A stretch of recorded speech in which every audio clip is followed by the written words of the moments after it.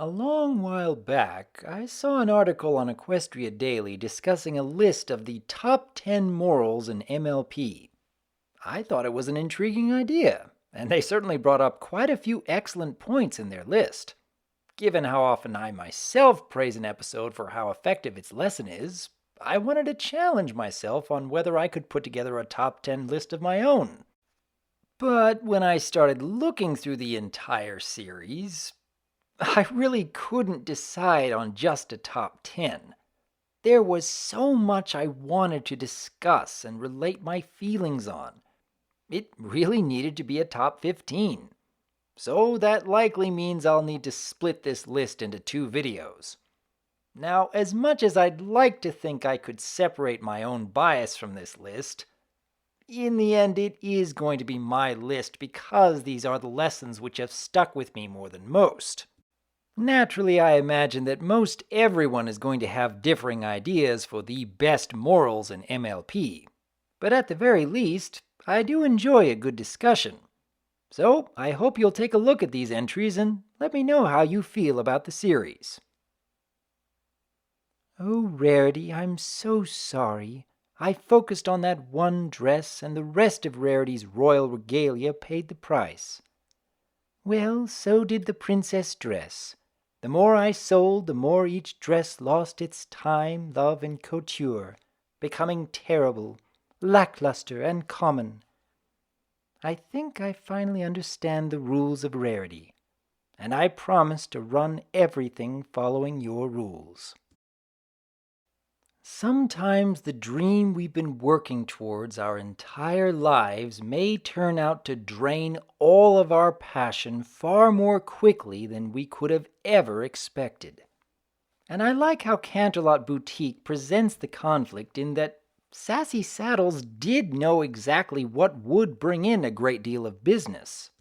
And when Rarity first attempted to renew her creative flair, it was thrown back in her face. There was a point when Rarity had actually been willing to walk away from her dream, knowing full well what that meant. And while the episode does present a happy ending, I can still appreciate the lessons both Rarity and Sassy picked up along the way. Yeah, I guess I've been pretty worried about getting my cutie mark. Well, that is the same as worrying about who you are. That is all a cutie mark is. If you cannot accept who you are, your life might seem like a bad dream.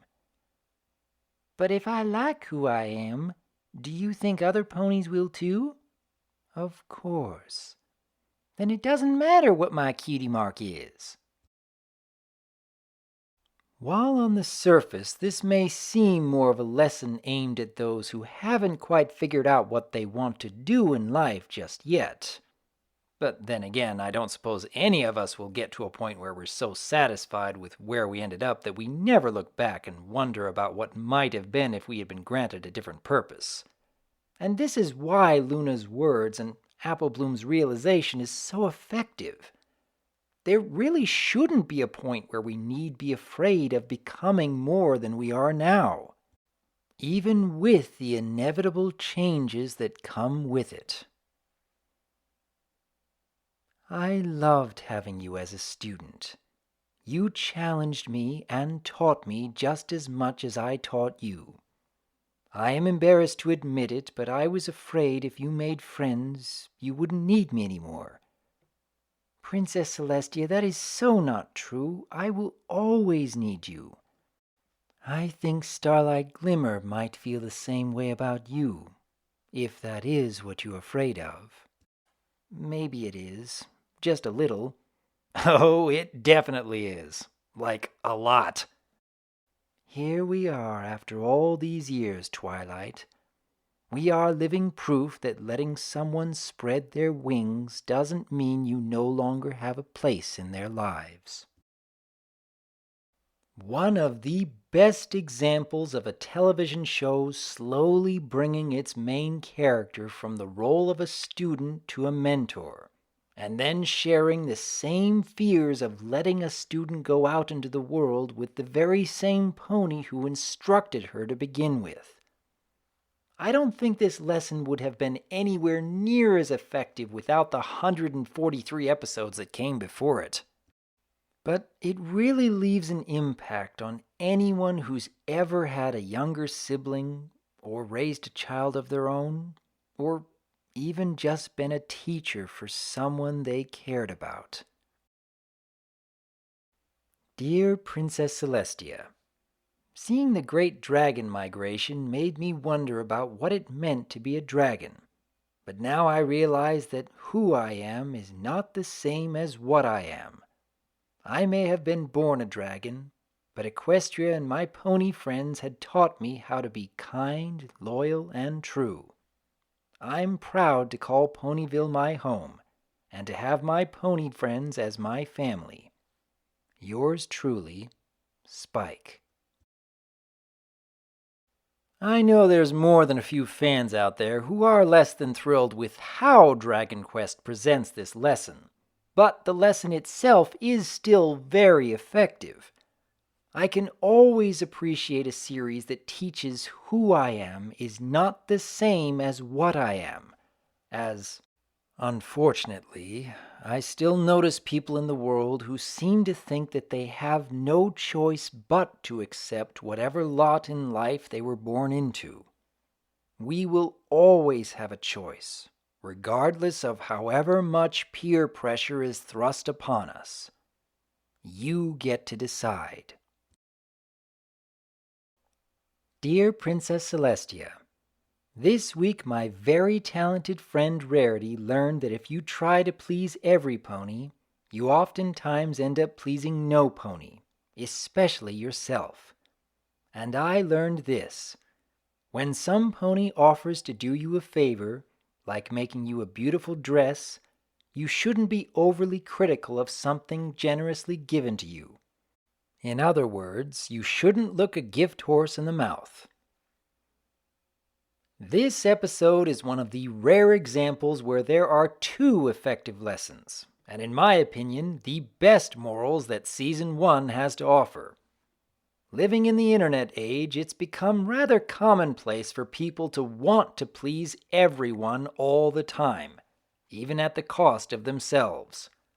It may start out with the best of intentions, but can get out of hand if you aren't careful. Watching what Rarity goes through here tends to be a helpful perspective for pretty much any content creator these days. Even more so, what Twilight learns in regards for the audience. Living in an age of fast food, instant messaging, immediate answers to the most trivial of questions, we're actually becoming so much more focused on gratification that we may sometimes forget what happens to those we are constantly demanding perfection from. Plus, we may not always be the greatest examples of knowing what's best for us. Something I hope more of us will consider. Sometimes you have to do things, even though you might fail. I feel this particular lesson is becoming all the more relevant with every passing year. We may all look at Zephyr Breeze and cringe at his more extreme methods of avoiding responsibility, but I imagine quite a few of us can relate to that hesitation of moving outside of our comfort zone. That fear of failure looming ever greater with even the smallest of mistakes that tend to crop up. Perhaps it may be the constant safety nets that we tend to have these days which keep us from taking risks and challenging ourselves. But I hope that when viewing this episode, we can each remember that even the biggest screw-ups can change for the better. You will always have obligations as a princess, but you also have an obligation to yourself. I'm glad that you all got to do the things you wanted, but I should have stood up for myself so that I could do what I wanted too. Out of all the entries on this list, this one felt like the biggest punch in the gut. At least for me personally. Putting aside our own wants for the sake of others can be a great sign of maturity. A willingness to serve and uplift can bring happiness in ways you may not have considered. But like so many other aspects of life, there needs to be moderation. If you are forgetting about yourself and continuously putting aside your own needs, there will be consequences. And I really needed a character like Twilight to help remind me of that fact. I hope what she's learned here will help many others as well. Dear Princess Celestia, sometimes you can feel like what you have to offer is too little to make a difference. But today, I learned that every pony's contributions is important, no matter how small. If you just keep your head high, do your best, and believe in yourself, anything can happen. This is one of the more common lessons that we've seen in media, especially when it comes to TV aimed at kids. But that doesn't make it any less worthwhile. I'm sure that most every one of us have had that feeling of pushing yourself so far only to take a tiny step in the right direction, while it seems that everyone else is having it much easier.